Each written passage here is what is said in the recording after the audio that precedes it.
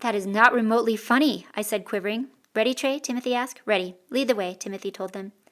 With Trey leaning on Henry and hopping on one foot, the two of them started down the stairs into the next chamber. With them went the light. Timothy followed them without another word to me. Wait, I said, following them down the stone steps. You can't leave me here without a light. The chamber below was large enough to house 10 more sarcophagi. On the far wall there was a mosaic of an archangel with candle sconces on either side. When Henry twisted one of them, I heard a sharp scraping sound. Trey pressed the mosaic, and it swung open. Beyond was a dark, tight tunnel of earth secured with ancient beams. There was only room for one person to enter at a time, but not even Henry, the shortest in the group, could walk upright. He went first, taking with him the candle. After him, Trey hoisted himself into the tunnel, still hopping on one foot and pressing his hands on the walls to support him. With the candle heading deep into the earth, shadows again enveloped the room. Timothy stepped into the passage, but I grabbed his sleeve. You wouldn't really leave me here, would you? He gave a little shrug. I have to see Henry back to safety. Don't worry about us, Timothy, Trey said indignantly, his voice echoing from inside the tunnel. Henry and I will be fine. There, I said, Trey's with Henry. They'll be fine. Timothy leaned into the tunnel and raised his voice to Trey. I don't remember asking your opinion. Then turning back to me, he said, Close the door behind me, will you? But I hadn't let go of his sleeve. You're still under contract, I said desperately. I can have you thrown in jail for betrothal abuse. Oh, too bad. You don't have a phone, do you? Well, you can go file that report tomorrow morning when I send someone to let you out. From deep in the tunnel, Trey shouted back at us, You won't have to wait till morning, Lisbette. I'll come back as soon as we get to the house. No, he won't, Timothy said. He climbed into the tunnel again, and though I tried to keep hold of his sleeve, I lost my grip and he was leaving me. I'm calling your bluff, I hollered after his retreating figure. You're not this cruel. But when he didn't even pause or turn around, I burst into tears. Timothy, don't leave me here. I'm scared. His silhouette outlined in the candlelight stopped. Holding out his hand, he said, Come, I won't let anything happen to you. I sniffled. Okay, I'm probably going to hate you till the day I die, but okay. I clambered in past the angel and closed the door after me. Walking half-stooped with my skirt in my hand so I wouldn't trip, I started forward only to stop after 3 steps. It was almost as if I could feel the weight of the earth above pressing down, wanting to crush us. Gasping, I spun around and thrust myself against the door. It wouldn't budge. There must be a switch on the inside, I told myself. Frantically, I searched for it. Suddenly, Timothy had caught my wrist, but as soon as I felt his hands catch mine, I fought him for all I was worth. Lisbette, stop it. I can't help it. I have to leave this place now. All right. Here's the latch, she said, placing my hand on a steel lever just to my right. But if you leave, I'll never tell you a secret I know about Jane. Why would I care? I said, pulling the lever. The door popped open. 20 questions, he said, but I'll give you the first one for free. It has to do with a ring. Do you think Jane tells me nothing? I said, disgusted at his pathetic attempt to lure me after him. I know all about John Bigby. I also happen to know there's no ring.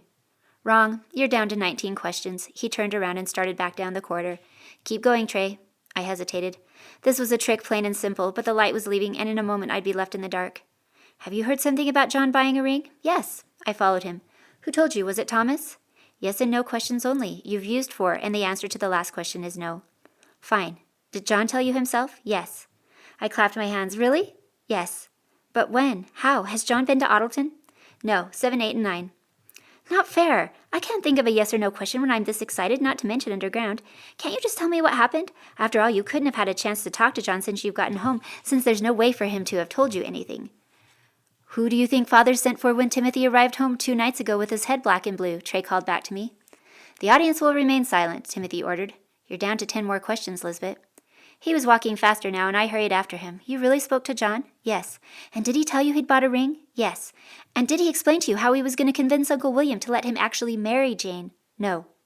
Here he stopped and turned, as with a gleam in his eye. But I will tell you that he has an alternate plan. I gasped. What kind of a plan? Yes or no? Timothy, will you just tell me? 15. I growled, desperate now for answers. Fine, answer me this then. Does he want to elope? I waited, but Timothy didn't answer. Timothy, I prodded. Again he turned around. With a helpless shrug, he said, I can't tell you that. But why not? It's a yes or no question.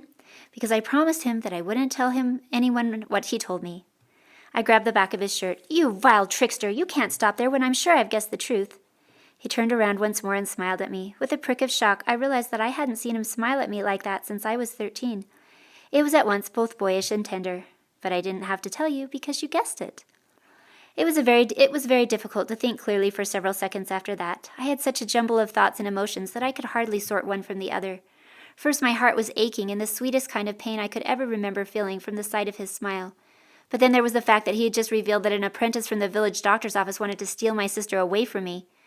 And then there was the fact that I was still in a cramped, dim tunnel dozens of feet underground. He reached out and tucked my hair behind my ear and said softly, "Your turn."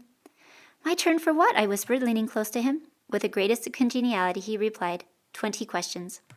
My mouth fell open, but as my little party of moles was continuing without me, I had to rush to catch up. "Me? I can't think of anything." "I can," I heard Trey's voice. "Let me have a go." Henry answered him, much exasperated. "It's not your turn, Trey."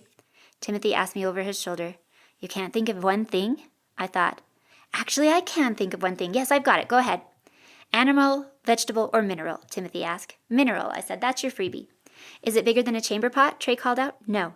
"Is it found outside?" Timothy asked. "Yes, on occasion," I answered thoughtfully. "Is it a tool?" Henry jumped in and asked. "I believe so." "A hammer, a chisel, a pulley?" Trey burst out. I grinned. "No, no, and no." "Wait, Trey," Henry chided. "Don't go using all our questions on guesses. Now, it's my turn. Is it kept inside a barn or a shack?" "Almost never. That was 2 questions." "Is it kept inside the house?" Trey asked, in a manner of speaking. The boys were silent for a moment as they each considered what to do next. Timothy, I noticed, was no longer asking questions. I suppose his work was done now that I was sufficiently distracted for the moment. But I had to admit that as long as I wasn't thinking too hard about where I was, the fear, though not gone, was manageable. "Do you use it to clean things with?" Henry asked. "Never." Henry was growing more enthusiastic. "Do you fix things with it?" "Yes." "Does Sir John Robert have one?" he asked. "Not like this one." "Does Mother?" Trey asked before Henry could steal any more turns.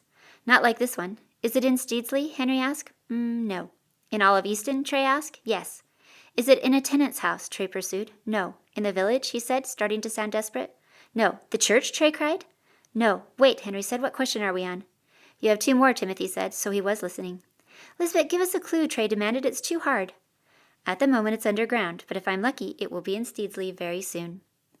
Up ahead the candle stopped as did the sound of all movement. "You mean it's a tool one of us is carrying?" Henry asked. "Yes."